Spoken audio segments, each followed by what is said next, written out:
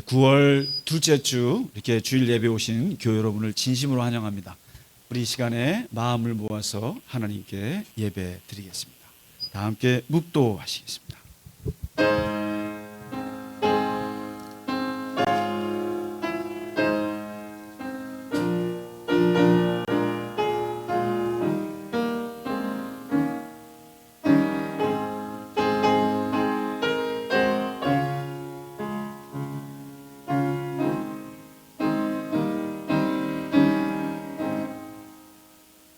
여호와께 감사하라. 그는 선하시며 그 인자하심이 영원하미로다. 신들 중에 뛰어난 하나님께 감사하라. 그 인자하심이 영원하미로다. 강한 손과 펴신 팔로 인도하여 내신 이에게 감사하라. 그 인자하심이 영원하미로다. 아멘.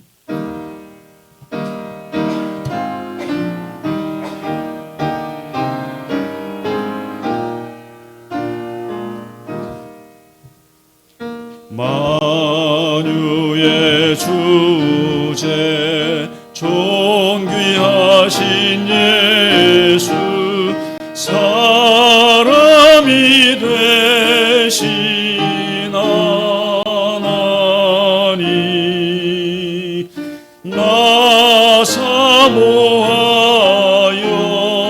영원히 섬길 내 영광 되신 주로다.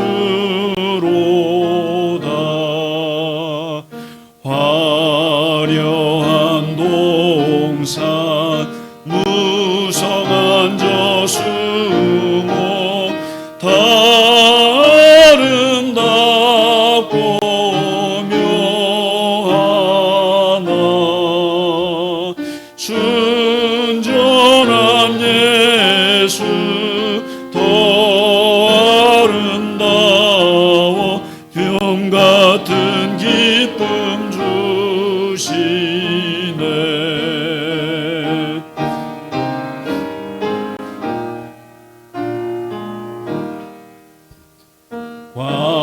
광명한 해와 명랑한 저 달빛 수많은 별들 빛나나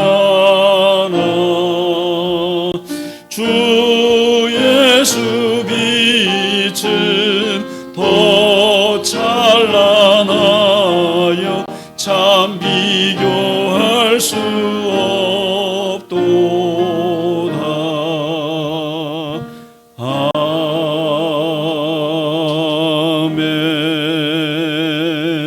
아멘. 사도신경으로 함께 고백하겠습니다. 나는 전능하신 아버지 하나님 천지의 창조주를 믿습니다. 나는 그의 유일하신 아들 우리 주 예수 그리스도를 믿습니다. 그는 성령으로 잉태되어 동정녀 마리아에게서 나시고 본디오 빌라도에게 고난을 받아 십자가에 못 박혀 죽으시고 장사된 지 사흘 만에 죽은 자 가운데서 다시 살아나셨으며 하늘에 오르시어 전능하신 아버지 하나님 우편에 앉아 계시다가 거기로부터 살아있는 자와 죽은 자를 심판하러 오십니다. 나는 성령을 믿으며 거룩한 공교회와 성도의 교제와 죄를 용서받는 것과 몸의 부활과 영생을 믿습니다. 아멘. 오늘의 교독문 시편 95편입니다. 오라 우리가 여호와께 노래하며 우리의 구원의 반석을 향하여 즐거이 외치자.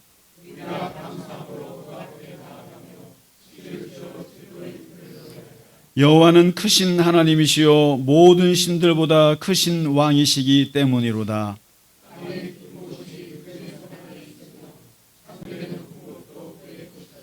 바다도 그의 것이라 그가 만드셨고 육지도 그의 손이 지으셨도다.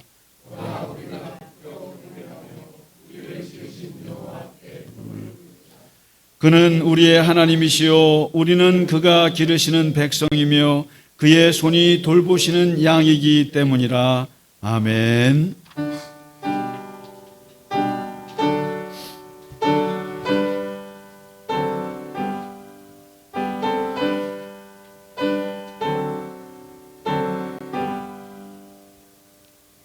찬양 성부 성자 성령 성삼일체께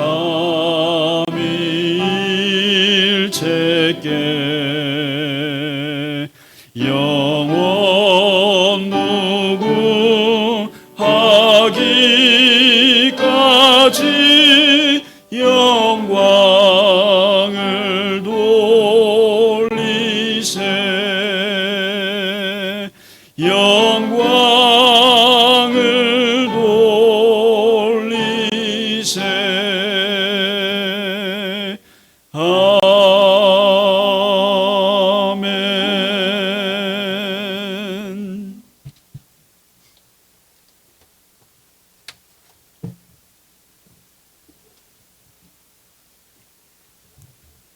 하나님 아버지, 거룩한 주일 겨자나무 공동체 교우를 이렇게 모여 주일 예배를 드릴 수 있게 해주시니 감사합니다. 아멘. 유난히 더웠던 여름도 가고 이제는 선선한 바람과 함께 가을이 오고 있음을 깨닫게 됩니다. 세상 만물을 창조하시고 이루시는 아버지 하나님, 우리의 믿음 생활도 돌이켜보고 다시 한번 새롭게 다짐하는 결실의 계절이 되게 해 주시옵소서. 아멘. 나의 힘 되시고 사랑이신 하나님 아버지, 주님께서 인도하사 세워주신 우리 갈릴리 겨자나무 교회와 우리에게 살라 하신 각자의 삶의 자리가 주님과 함께하니 항상 기쁨이 넘칩니다. 아버지, 언제나 우리와 함께해 주시옵소서. 우리의 말과 생각과 행실이 주님을 앞서지 않게 하시고 주를 향한 흔들림 없는 삶을 살게 해 주시옵소서. 오늘 이 시간 예배를 통하여 모든 교우들의 심령 가운데 하나님께서 함께 하시어 말씀을 통하여 들려주시는 그 음성을 듣고 은혜와 축복의 시간이 되도록 주님 인도하여 주시옵소서. 아멘.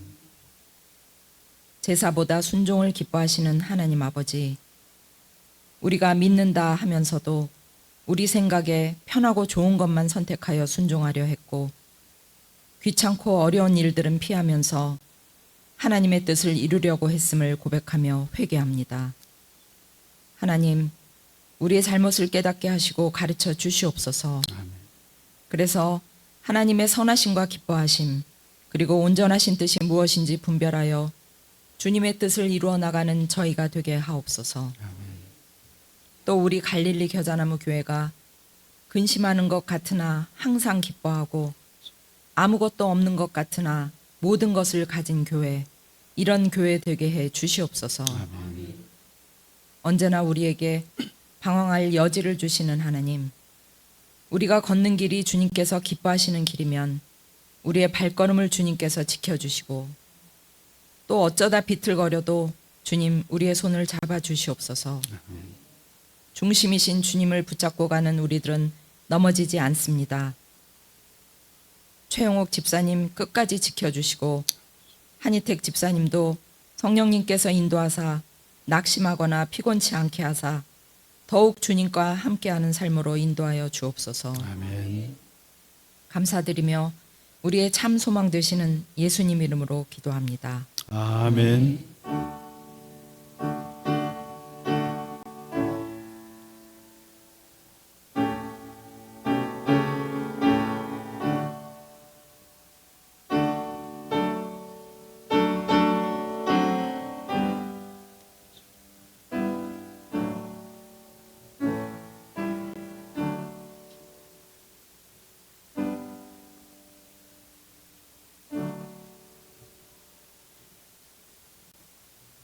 아멘.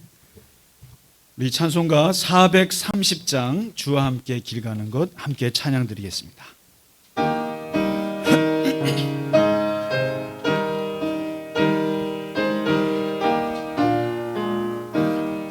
주와 같이 길 가는 것 즐거운 일 아닌가. 우리 주님 걸어가신 발자취를 밟겠네. 한 걸음 한 걸음 주 예수와 함께 날마다 날마다 우리 걸어가리. 어린아이 같은 우리 미련하고 약하나 주의 손에 이끌리어 생명길로 가겠네. 한 걸음 한 걸음 주 예수와 함께 날마다 날마다 우리 걸어가리.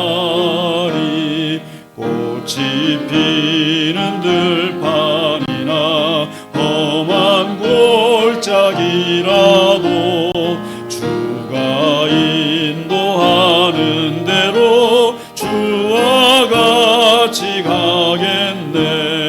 한 걸음 한 걸음 주 예수와 함께 날마다 날마다 우리 걸어가리.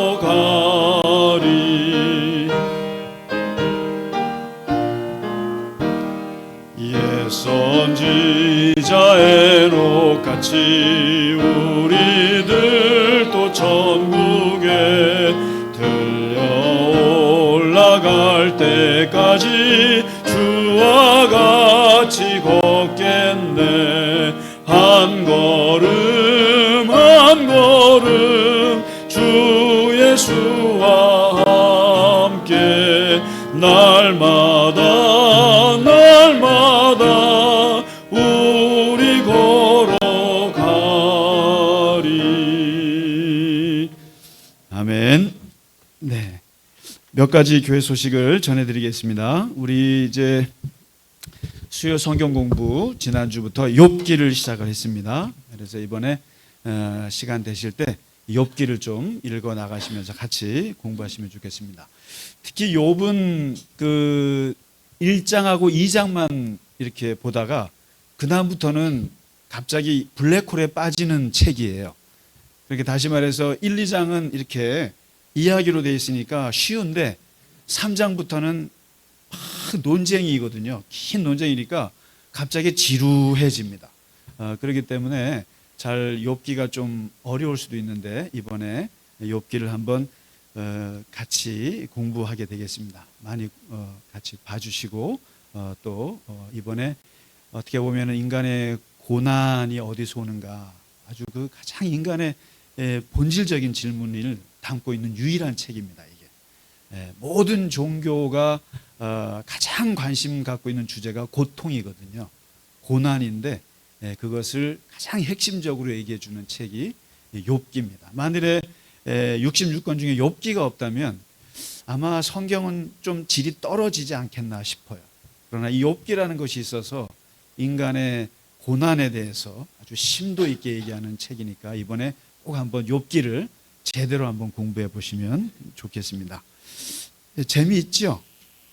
네, 같이 공부하시면 좋겠습니다. 그리고 제가 사실 지난 여름부터 계획을 했는데 그 교통편과 여러 가지를 생각해서 도저히 어려워서 못하다가 이번 수요일에 우리 권사님들 참여하신 분들이랑 얘기하다가 너무나 좋은 아이디어를 듣고 바로 결정을 했어요. 우리 심재현 장로님의 그 조형물이 이제 전국 곳곳에 있는데 그 대표적인 상징적인 게 광주 5.18 기념공원이죠. 기념공원을 그 전체를 구조를 하신 분이 우리 심재현 장로님이세요. 그러니까 역사적인 작품을 거기서 하셨는데 이거를 좀 보고 싶은데 어떻게 갈까? 광주까지 가는 차편이 버스로 가면 우리가 일찍 가도 갔다가 밥 먹고 오면은 하루 다 되기 때문에 제가 그걸 못했어요. 근데 이번에 KTX로 가는 방법이 있더라고요. KTX로 가면은 2시간 반 만에 도착을 하니까 8시에 서울역에서 타면 10시 반에 도착해서 한 6시간 정도를 거기에서 머물다가 4시 넘어서 기차를 타고 올라오면 해 떨어지기 전에 서울에 도착할 수 있겠다라는 생각이 들어요. 그래서 아침 8시 KTX로 서울에서 가시면 거기서는 버스를 대절합니다. 미니버스 25인승 기사가 딸린 해서 6시간을 아주 자유롭게 투어할 수 있게 그렇게 하면 되거든요. 그래서 그러면은 어려움이 없겠다. 그래서 10월 9일입니다. 수첩에다가 적어 놓으십시오. 10월 9일 한글날 월요일입니다. 그래서 시간 되시는 분들은 이번 주 안에 말씀해 주세요. 이제 예매를 해야 되기 때문에 늦지 않게. 그래서 제가 미리 말씀드리는 거고요. 그리고 예배 때 제가 말씀드리는 이유는 우리 영상으로 예배 드리시는 분들 중에서도 같이 가실 분들은 말씀해 주시면은 같이 가도록 하겠습니다. 그래서 KTX로 가니까 그렇게 피곤하지 않을 것 같아요. 그리고 가서 또 버스로 이렇게 돌고 그리고 이미 점심 식사는 이미 다 준비가 됐습니다. 예, 다 이게 벌써 내실 분이 다 나타나셨어요. 그러니까 우리는 오직 뭘 준비하면 된다? 건강한 몸과 시간과 차비만 준비하시면 되는데 문제는 좀 차비가 좀 비싸요. 차비가 좀 비싼데 없으신 분들은 얘기하세요. 저희가 내드릴 테니까. 아무튼 차비는 한 왔다 갔다 9만 원 돈 되더라고요. 그러니까 그게 좀 비싼데 차비만 어떻게 구해 오시면은 모든 건 다 제공하니까 또 차비도 못 내겠다 그러면 얘기하세요. 교회라고 하는 곳은 없으면 없는 대로 있으면 있는 대로 서로가 도와서 하는 곳이니까 걱정하지 마시고 많이들 가시면 좋겠습니다. 10월 9일 아침 8시에 서울역에서 출발한다. 그리고 서울에 다시 한 6시에서 7시쯤 도착한다 생각하시고 하루 장로님 작품 직접 작가에게 그거를 설명도 들으시고 그걸 만드시면서 굉장히 고생하시면서 아주 광주에 학을 띄셨더라고요. 아주 그냥 너무 고생하셨다고. 그래서 그 어려웠던 스토리도 한번 좀 들어보시고 그래서 그 작품에 또 한번 전 정말 보고 싶습니다. 제가. 그래서 함께 참여하실 분들을 꼭 같이 가시기 바랍니다. 그리고 한 가지 중요한 것은 이제 우리 여기 100주년 주차 상황이 오늘 주차하실 때가 좀 있으시던가요? 없었어요?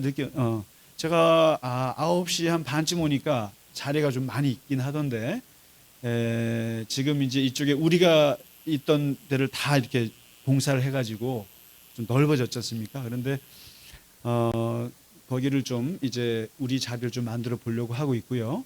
그리고 평일에도 지금 아주 비싸졌잖아요. 비싸져서 1시간에 6천 원을 받아요.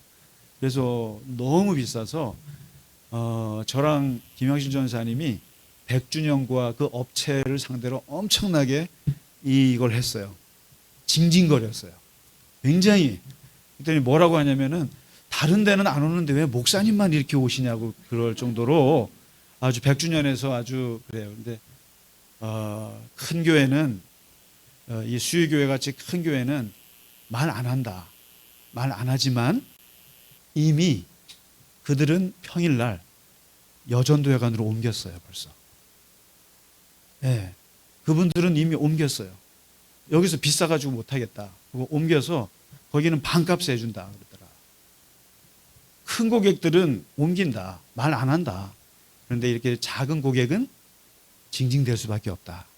그래서 계속 얘기했어요. 그래가지고 이제 할인권이 나오면 우리 교인들은 무조건 1시간은 무료고요. 당연히 4시간 해도 3,000원에 됐어요.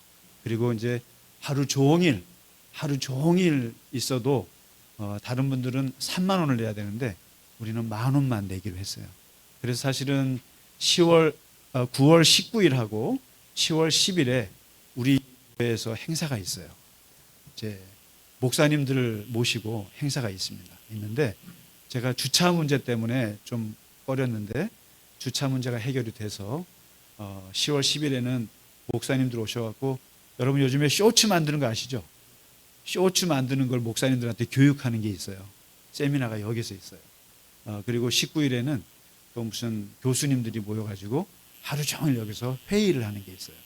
그래서 이제 그걸 유치를 했는데 아무튼 주차비가 해결이 돼서 그래서 그렇습니다. 그 가난한 과부가 불의한 재판관한테 매일같이 가듯이 그 방법밖에 없어요. 힘없는 사람들은. 힘 있는 사람들은 조용히 자리 옮겨요. 근데 우리 같이 떠날 수도 없고 어떻게 하는 사람은 계속 징징대니까 저기서 그냥 손을 들어버리더라고요. 그래서 아무튼 그래도 주차 문제가 좀 해결됐으니까 편안하게 하시고 주일에는 이제 수익교회하고 좀 의논을 해서 우리 자리를 좀 확보하려고 하니까 여러분 뒤에서 기도 많이 해주시기 바랍니다. 네, 오늘 오랜만에 권사님 한 달 만에 프랑스에서 계시다 오셨는데 너무 보고 싶었습니다. 네, 고생 많으셨고요. 네, 네 오셨고 우리 박중원 집사님 팔을 다치셨네요. 살짝입니까? 괜찮죠? 예, 예. 아유, 깜짝 놀랐습니다. 네, 그리고 우리 김현희 집사님 지난주에 어디 얼굴이 까매지셨습니다. 우리 이 집사님의 대신 오셨는데, 네, 예, 너무 반갑습니다. 오늘 씨 지난주에 밥 먹고 갔죠? 네, 네, 네. 아, 너무 반갑고 우리 박정희 권사님이 계속 못 오시네요. 그 9월에 오신다 그랬는데, 네, 네, 네. 아직 그런 거죠? 다른 일은 없죠? 네, 네, 네. 예, 예. 교회라고 하는 곳이 참 그렇습니다. 이렇게 안 오시면은 마음만 아파요, 그냥. 마음만 아프고 전화를 해서 한다고 해도 그게 한계가 있고 그냥 좋은 마음으로 오셔야 되는 건데 참 안 오면은 항상 마음이 그냥 주눅이 들어요, 목사는. 주눅이 들고 참 어떻게 됐나 걱정스럽고 늘 그렇습니다. 큰 일이 없다니까 다행입니다. 예, 우리 옆에 교우분들이랑 같이 인사하시죠. 주의 이름으로 반갑습니다. 주님의 이름으로 축하합니다. 축복합니다. 네, 규영 씨 반갑습니다. 네, 네, 네 반갑습니다. 네, 잘 지내셨죠? 네, 네, 고맙습니다. 네, 오늘 우리 준비한 찬양 어저께나 오늘이나 이 귀한 찬양 하나님께 드리겠습니다.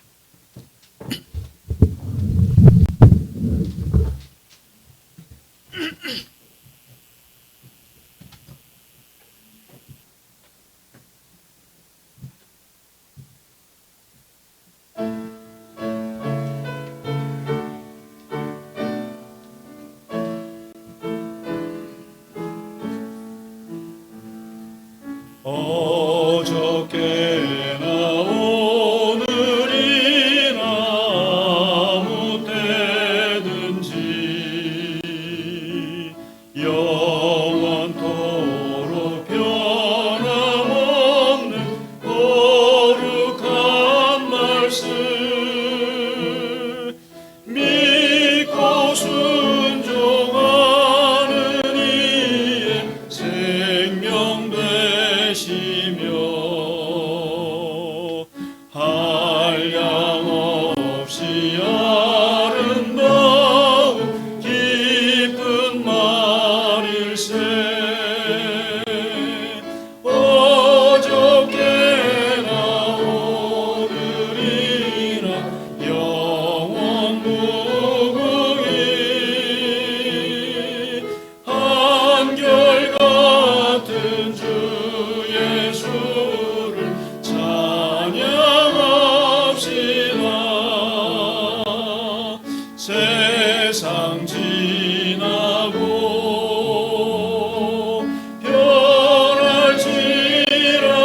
변할지라도 영원하신 주 예수 찬양합시다.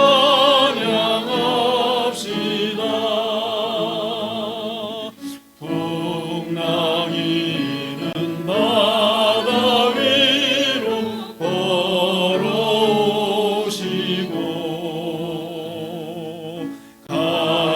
갈릴리의 험한 똥파 잔잔케 하고 겟세마네 동산에서 우리 위하여 눈물 짓고 기도하신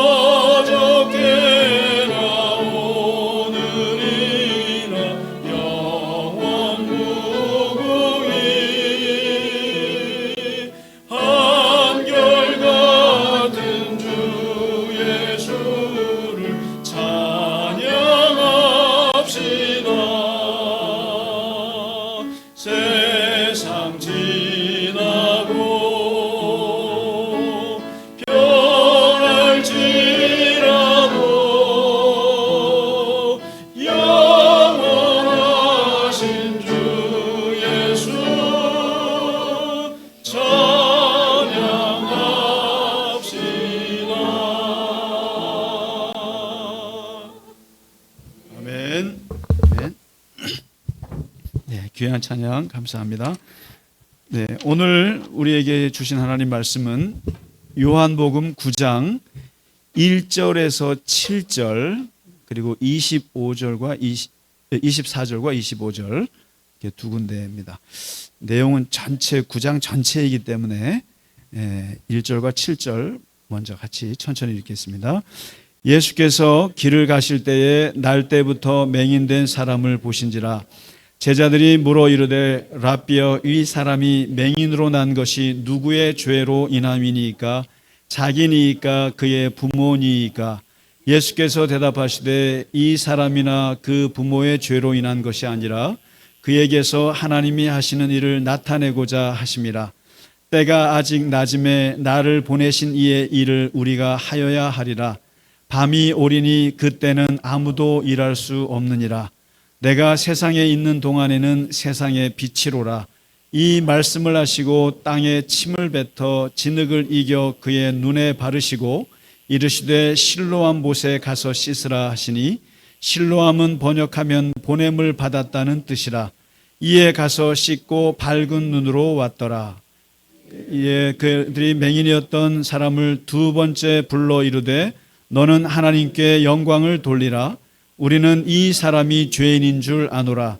대답하되 그가 죄인인지 내가 알지 못하나 한 가지 아는 것은 내가 맹인으로 있다가 지금 보는 그것이니이다. 아멘. 이 요한복음 9장은 아주 중요한 장입니다. 사람이 눈을 떴다라고 하는 이 이제 표적 사건인데, 예수님의 단순히 눈을 떴다라고 하는 것이 중요한 것이 아니라 오늘 9장에서는 눈을 뜨는데 육체적인 눈은 떠 있지만 영적인 눈이 감겨진 맹인들이 있다. 그러면서 단순히 눈을 뜨는 것을 육체적인 차원으로만 얘기하지 않으시고 영적인 소경, 영적인 맹인, 영적인 시각 장애인들이 얼마나 많은가를 한탄하는 그런 내용이거든요. 근데 이 내용의 시작이 한 맹인, 그러니까 시각 장애인을 예수님과 제자들이 만나게 되는 것에서부터 시작을 합니다. 그래서 오늘 이 요한복음 9장의 내용은 크게 두 가지 이야기를 좀 하려고 합니다. 하나는 소위 말해서 이 맹인을 보고 예수님의 제자들이 이제 흥미로운 질문을 합니다. 흥미로운 질문을 하는데, 예수님, 이 사람이 저렇게 소경이 된 것은, 저렇게 시각 장애를 갖게 된 것은 자기가 죄를 지어서 그렇게 된 것입니까? 아니면 그 부모의 죄 때문에 그렇게 된 것입니까? 이런 질문을 해요. 아주 잔인한 질문입니다, 이게. 그 사람이 날 때부터 보지 못했던 그 고통, 그리고 그 사람의 그 아픔, 그리고 그 서러움, 이런 것들에 대해서는 하나도 생각하지 않고 그냥 그 사람의 현상, 그 고통받는 현상에 그 병, 그 질병, 그 장애, 그것을 놓고 죄로 연결을 하는 거예요. 죄로. 이게 이제 2000년 전 사건 아닙니까? 이게 참 여러분이나 저나 2000년에 태어났으면 아마 참 어려웠을 거예요, 사는 게. 근데 사람이 병이 들 수 있잖아요. 병이 들고 암에 걸릴 수 있고 또 아플 수 있잖아요. 또 살다 보면 또 장애도 가질 수 있잖아요. 그런데 그것을 죄로 연결하는 시대가 그 시대였어요. 그것을 죄로 보는 거예요. 그래서 죄를 지어서 병이 생긴다. 그래서 성경에도 보면은 그런 게 참 많아요. 그래서 사람이 치유받았다, 병 나았다라고 하는 것을 죄사함 받았다, 이렇게도 같이 연결을 해요.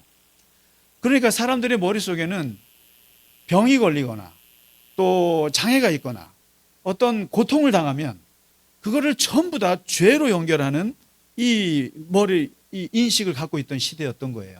그러니까 이 제자들도 그런 거에서 벗어나지 못했던 거예요.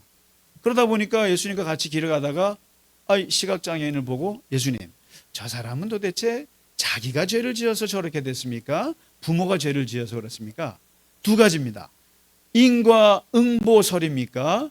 가족 유전설입니까? 이걸 얘기하는 거예요. 인과응보 아니냐. 자기가 뭔가 죄를 지었기 때문에 하나님이 벌로써 그렇게 눈을 어둡게 한 거 아니겠느냐.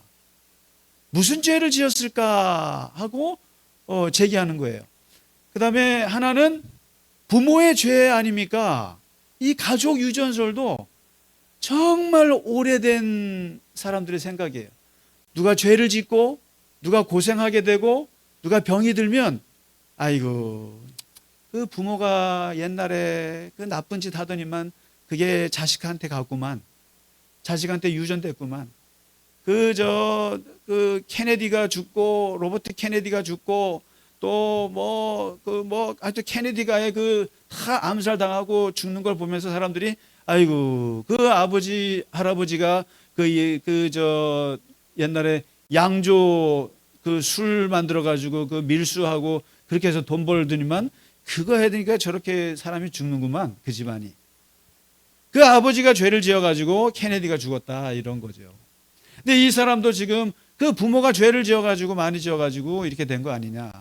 그래서 에스겔서에 보면은 아버지가 신포도주를 먹었는데 자식의 이가 시리다라는 속담을 버려라 이렇게 말합니다. 그런 속담 믿지 마라 에스겔이. 다시 말해서 아버지가 죄를 지어서 아들이 이제 벌을 받는다. 연좌죄예요, 연좌죄. 정말 세상에서 없어져야 될 것 중에 하나가 연좌죄예요. 왜냐하면 부모는 부모일 뿐이에요. 부모의 죄는 부모의 죄로 끝나는 거예요. 그래서 아주 구약 성경에서도 어떻게 말합니까? 복은 1000대를 내려주고 저주는 3대라 그랬어요. 3대라는 거 뭐예요? 할아버지, 나, 아들 때요. 이 3대라는 얘기는 할아버지와 나와 자식까지는 같은 세대예요. 같은 시대에 같이 살 수 있는 거예요. 다시 말해서 하나님의 저주는 대를 잇지를 않습니다. 어떤 목사가 이런 가게에 흐르는 저주를 끊으라라는 책을 써서 사람들을 유혹한 적이 있어요. 그래서 모든 걸 다 이런 식으로 풀어요. 이걸 또 제일 잘 사용하는 게 통일교잖아요. 아버지의 죄를 풀어서 회원식 70만 원 내고 풀어. 제가 말씀드렸죠, 옛날에. 그래갖고 20대 저 윗대까지 해갖고 몇 천만 원 들여가지고 죄를 사함을 받고 앉아 있어요. 이게 성경의 정신이에요. 하나님은 너가 중요한 거예요. 지금 너가 중요한 거예요. 그리고 부모와 가족은 아무 관계가 없어요. 그러니까 제발 좀 저는 기독교의 복음 중에 하나가 외치는 거예요. 부모님이 가난하다고, 부모님이 무슨 죄를 지었다고, 부모님이 무슨 이상하게 살았다고 자식들이 거기에 짓눌려 살 필요가 전혀 없다라는 거예요. 그래서는 안 돼요. 반대로 우리 부모님이 대단한 위대한 인물이라고 또 대단한 역사적인 인물이라고 해서 나도 그럴 것이라고 착각하시면 안 되는 거예요. 하나님은 아버지는 아버지, 나는 나예요. 이게 바로 기독교의 중요한 정신이거든요. 그렇지 않습니까? 내가 천국 가지 아버지가 천국 갑니까? 내가 천국 가는 거지 무슨 부인 치마 붙잡고 천국 간다는 그런 말도 하는데 이 구원이라고 하는 것은 하나님이 보는 것은 1대1입니다. 철저하게 1대1이에요. 그러니까 자기가 죄를 지어서 저렇게 소경이 됐습니까? 부모가 죄를 지어서 그렇습니까? 라고 하는 그 시대의 나쁜 편견, 그 시대의 아주 나쁜 고정관념을 가지고 질문을 한 거예요. 그러니까 예수님이, 이 제자들의 질문 속에 담긴 이 심리가 있어요. 이 심리가 어떤 심리냐면은 첫째가 세상을 부정적으로 보는 심리예요. 아주 부정적인 거예요. 어떤 사람들의 아픔 보면은 그걸 어둡게 보는 거예요. 나쁘게 보는 거예요. 아주 악한 거예요. 그리고 두 번째는 사람의 고통을 죄로 엮으려는 그런 심리가 있어요. 그리고 세 번째는 남의 고통을 해석하는 심리가 있어요. 뭔가 호기심 같은 심리가 있는 거예요. 알고 싶어. 그 원인을 알고 싶어. 이게요, 여러분, 얼마나 잔인한 건지 아세요? 얼마나? 쉽게 말해 사람은 죽어가고 있는데 저 사람들이 왜 죽어갈까 하고 분석하고 있어요. 분석. 이게 여러분 얼마나 잔인한 건지, 하나님께서 얼마나 미워하시는 건지 아셔야 돼요. 이 남의 고통을 해석하는 거 정말 나쁜 짓이에요. 이 제자들 속에 이게 있는 거예요. 그러니까 예수님이 너무 어이가 없으셔가지고 오늘 대답을 하세요. 새로운 얘기를 하세요. 왜냐면 야, 이 사람의 죄 아니야. 이 사람의 죄 아니야. 그리고 부모의 죄도 아니야. 무슨 소리를 하고 있어? 무슨 이 사람이 죄를 지어갖고 이렇게 눈이 어두워졌다고 생각하니? 무슨 부모님이 죄를 지어가지고 그런 쓸데없는 얘기를 하냐? 그게 아니라 하나님께서 하시고자 하시는 일이 있으신데 하나님이 뭔가 이 사람을 통해서 일을 하시려고 그러신 거야. 전혀 다른 얘기를 합니다. 그 누구도 생각해 보지 못한 새로운 세계관을 예수님께서 오늘 펼쳐 보이시는 거예요. 무슨 인과응보설이냐, 무슨 가족 유전설이냐, 터무니없는 소리 하지 마라. 하나님께서 이 사람에게만 갖고 계신 목적이 있고 이 사람을 향해서 하나님께서 갖고자 하는 섭리가 있는데 그 하나님의 섭리를 이루시기 위한 무언가가 있는 것이다. 근데 그것은 어떤 것이냐면은 이렇게 말하잖아요. 나는 세상의 빛이다. 빛이 뭡니까? 눈을 뜨게 하는 거죠. 생명이죠. 생명의 관점에서 하나님께서 이 사람에게 뭔가 고통의 의미가 있는 것이다. 이렇게 얘기를 하시는 거예요. 예수님께서 말씀하시는 이 새로운 얘기 속에는 이런 게 있는 거예요. 사람의 고통을 더 이상 죄로 연결하지 마라. 그리고 사람의 고통을 놓고 부정적으로 판단하지 마라. 제발 부정적으로 판단하지 마라. 그리고 사람의 고통을 반대로 하나님의 섭리로 판단해라. 근데 그 섭리는 조심해야 되는데 그 섭리는 생명적인 관점에서 보아야 한다. 긍정적인 관점에서 말해야 한다. 이게 뭐예요? 한번 여러분이나 저나 하나님의 관점에서 우리가 판단하고 싶어 해요. 그런데요, 어떻게 하는 줄 아세요? 하나님이 저 사람을 그렇게 악한 짓 하더니 데려가셨구만. 솔직히 말씀드리면 제가 경험한 건데요. 저는 웬만하면 이 말씀을 따라서 살려고 그래요. 그래서 다른 사람의 고통에 대해서 웬만하면 진짜 판단 안 하고 싶어요. 그리고 다른 사람의 어떤 프라이버시나 개인적인 그런 것이 웬만하면 이해하려고 그래요. 그리고 함부로 누군가에게 뉴스를 듣고 그 사람을 판단 안 하려고 그래요. 왜냐하면 이렇게 겹겹이 양파를 까보면 그럴 만한 이유들이 있어요.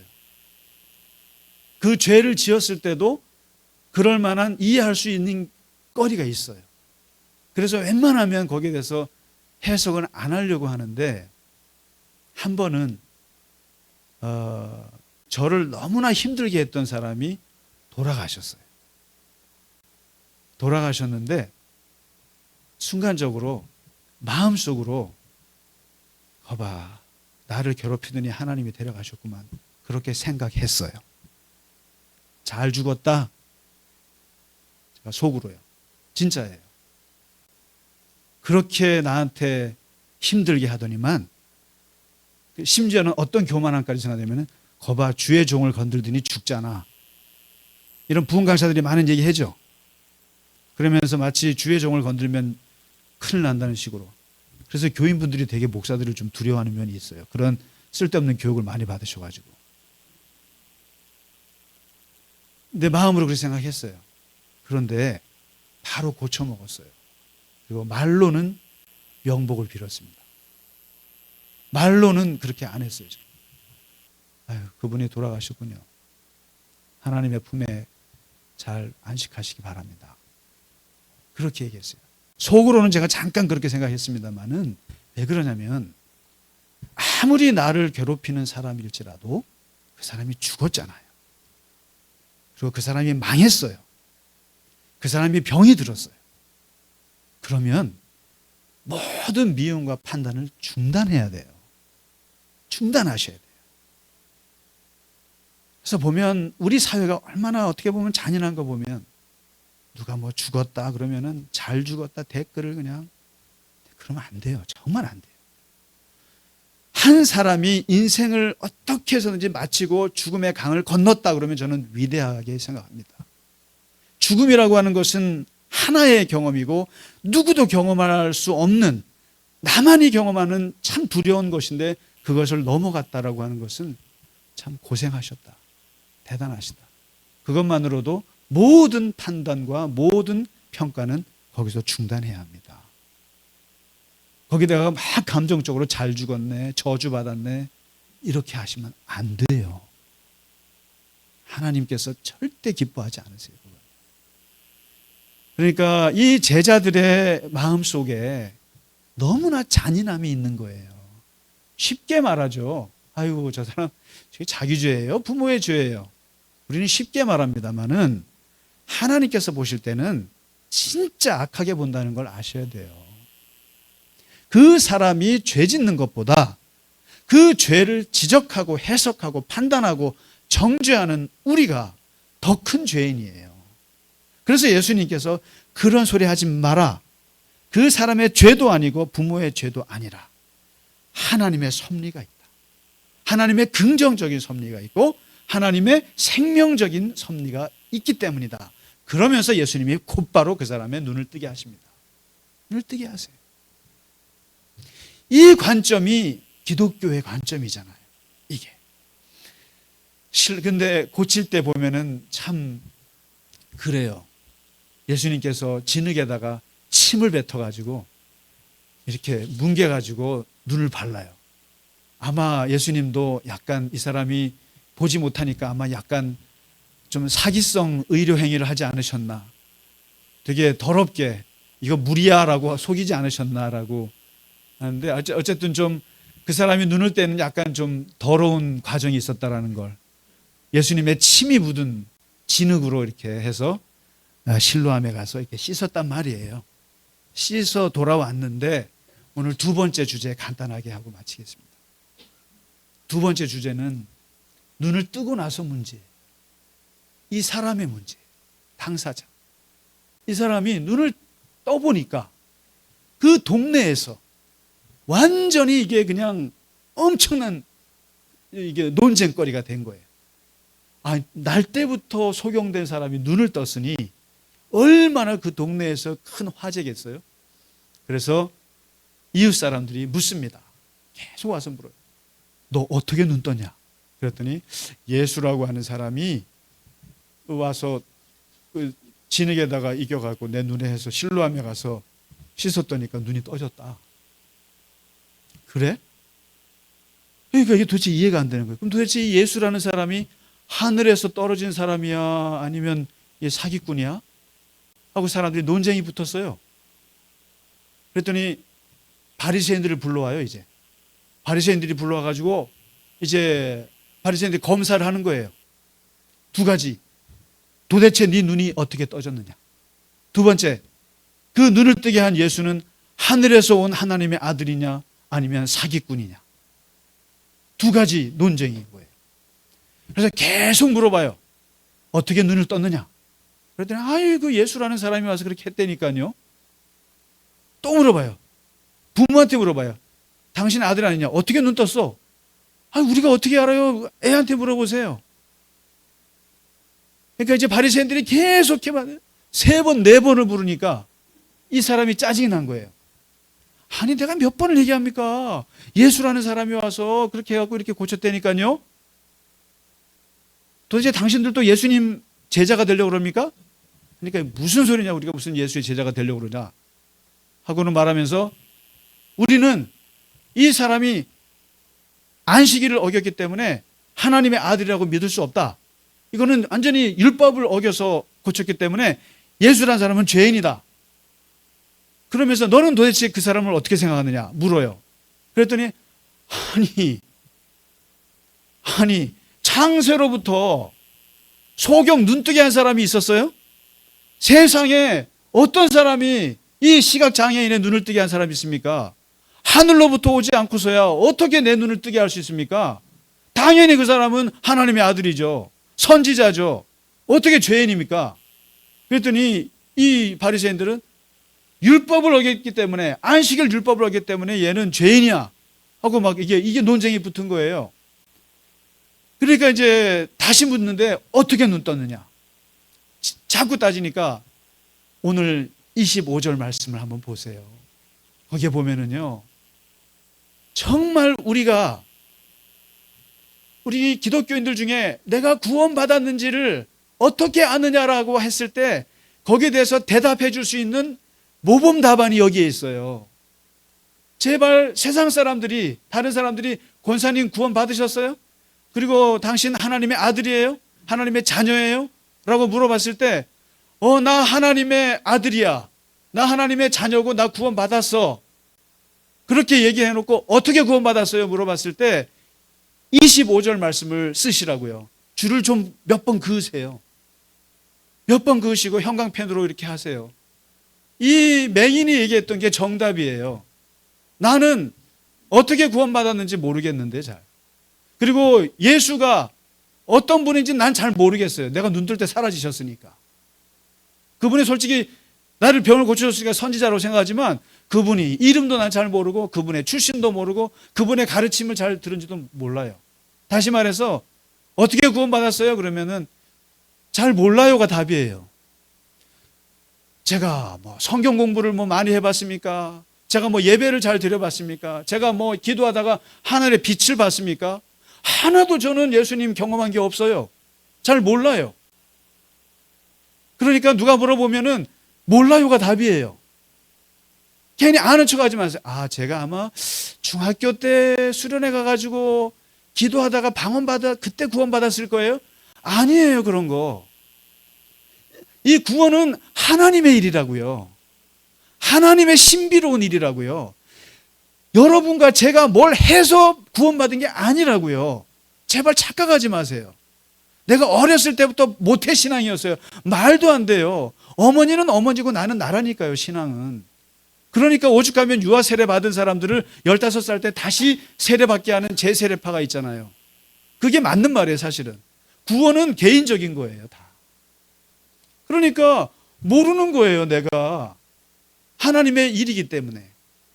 그런데요, 한 가지 아는 게 하나 있어요. 한 가지 분명하게 말씀드릴 수 있는 게 있어요. 그게 뭐냐면요, 예수 믿기 전에는요 소경이었거든요. 그때는 제가 시각장애인이었거든요. 그런데요, 지금은요 눈을 떴다는 사실이에요. 지금은 눈을 떠서 본다는 사실만큼은 확실하잖아요. 과거에는 나는 못 봤지만 지금은 예수를 만나고 나서 보게 됐다는 사실이에요. 이것만큼은 확실해요. 제가 예수가 누군지도 모르겠고 그분이 어떤 분인지도 모르겠고 어떻게 와서 무슨 짓을 하셨는지 모르겠지만 분명한 것은 내가 눈을 떴다는 것만 분명한 거예요. 이게 뭐예요? 제가요 언제 구원받았는지 모르겠어요. 어떻게 구원받았는지 모르겠습니다만은, 그러나 옛날에는요 제가 성경을 안 봤는데 지금은 제가 생애 첫 성경 일독을 했거든요. 정영분 집사님처럼 일독을 했어요. 진권사님처럼. 그리고 제가 옛날에는 교회라는 데를 가보진 않았는데 주일마다 교회를 가거든요. 왜 가겠어요? 미쳤다고 가겠어요, 제가? 가서 1시간 동안 그 지루한 설교 듣고 앉아있고 이렇다 섰다 이러고 앉아있는데 제가 왜 가겠습니까? 옛날에는 제가 전혀 기도라는 걸 못했는데 기도하거든요. 여러분 우리 유국장님 보세요. 찬양을 같이 따라 하신다니까요. 여러분 제가 알아요. 저도 고1 때 예수 믿어서 알아요. 처음 교회 가서 찬양을 하게 되는 과정까지 몇 달이 걸렸습니다. 왜 그런지 아세요? 찬양 속에 주 예수 그리스도 하나님의 그 예수의 이름을 내 입으로 말한다고 하는 것이 여러분 이게 기적 중에 기적이라는 거예요. 여러분 이게 쉬워 보이지만 쉬운 게 아니에요. 다시 말해서 우리가 찬양을 하고 노래를 하고 하는 이것 자체가 엄청난 하나님의 기적이고 하나님의 성령이 임하지 않고는 안 되는 거예요. 그래서 옛날에는 나는 못했지만 지금은 내가 바뀌어 있어요. 이게 바로 구원에 대해서 물어볼 때 대답해 줄 수 있는 정답입니다. 이게 그렇게 대답하셔야 돼요. 그래서 오늘 이 맹인되었던 사람이 이렇게 얘기합니다. 너는 그러면 예수를 누구라고 생각하느냐? 그랬을 때 이 맹인이 뭐라고 말합니까? 그분은 당연히 하나님의 아들이죠. 내 병을 고쳐줬는데. 여러분, 근데 바리새인들 뭐라 그럽니까? 바리새인들의 결론은 우리는 모르겠다. 이게 뭐예요? 예수를 만난 사람과 예수를 만나지 않은 사람의 결정적인 차이예요. 예수를 만나지 않은 사람들은, 체험해 보지 못한 사람은, 신앙에 체험이 없는 사람은 항상 불가지론입니다. 불가지론이에요. 하나님 모르겠어요. 예수님 모르겠어요. 그분이 선생인지 그냥 목사가 떠들긴 떠드는데 잘 모르겠어요. 그런데 신앙은 체험입니다. 체험한 사람은 예수가 누군지 잘 몰라요. 그분이 어떤 분인지 잘 모르지만 그분이 내 병을 고쳐줬기 때문에 당연히 그분은 하나님의 아들인 거예요. 그래서 주관적으로 체험한 사람들의 그 신앙 고백은 그 누구도 꺾을 수가 없습니다. 꺾을 수가 없어요. 내가 체험했는데, 내가 경험했는데 누가 건드려요. 그래서 여러분 진짜 신앙은 체험이 있어야 돼요. 한두 개. 한두 번의 체험이 있어야 돼요. 최소한. 뭐 매일 체험하실 필요는 없어요. 그러나 인생에 몇 번은 결정적인 체험이 있으셔야 됩니다. 만일에 없으시면 산에 가서라도 기도하셔서라도 체험하셔야 돼요. 그래서 진짜 하나님이 내 안에 있다라는 체험이 있는 사람들은 죽을 때까지 그것이 변하지 않습니다. 이 사람 예수님 배신할 것 같으세요? 절대 배신 못합니다. 왜요? 자기의 눈을 뜨게 해준 사람이 예수이기 때문에. 그 사람의 고백은 따라가지 못합니다. 그러나 예수를 체험하지 못한 바리새인들은 이상하다. 우리는 모르겠다. 이러다가 지옥 가는 겁니다. 오늘 요한복음 9장에 있는 말씀 잘 기억하시면서 남의 고통을 어떻게 말할 것인가? 나의 구원을 어떻게 표현할 것인가? 내가 체험한 예수님을 어떻게 나는 고백할 것인가? 우리 깊이 생각하시면서 하나님의 예수 그리스도의 영이 우리와 함께 하시기를 주의 이름으로 축복합니다. 우리 같이 찬양 드리고 축도하고 예배를 마치겠습니다.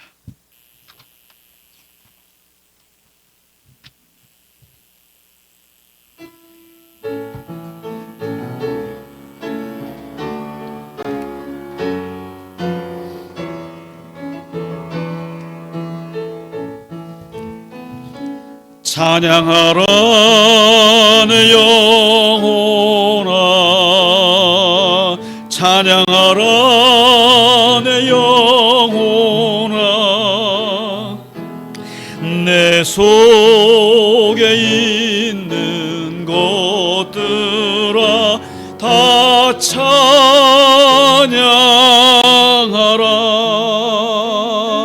감사라 내 감사라 내 영혼아, 내 속에 있는 것들아 다 감사라. 기뻐하라, 기뻐하라 내 영혼아 기뻐하라 내 영혼아 내 속에 있는 것들아 다 기뻐하라 송축하라 내 영혼아 송축하라 내 영혼아 내 속에 있는 것들아 다 송축하라. 하나님 아버지 감사합니다. 우리의 어두워진 눈을 뜨게 하시고 우리를 거듭나게 하시고 그래서 우리로 하여금 하나님의 나라를 소망하게 하시고 천국을 보게 하시고 하나님과 동행하는 삶을 살게 하시고 죄인이지만 주님과 더불어 기뻐하며 살 수 있는 하나님의 자녀로 삼아주신 것을 감사합니다.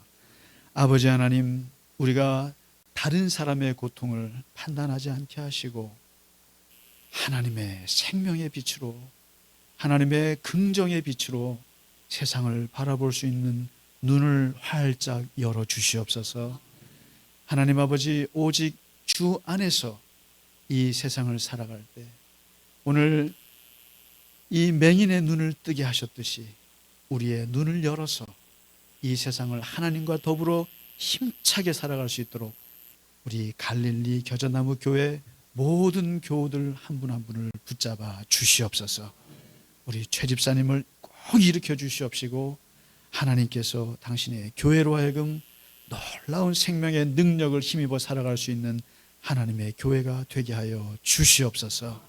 이 시간 주 앞에 드린 예물 위에 하나님 축복하시고 그 손길을 기억하여 주시옵소서.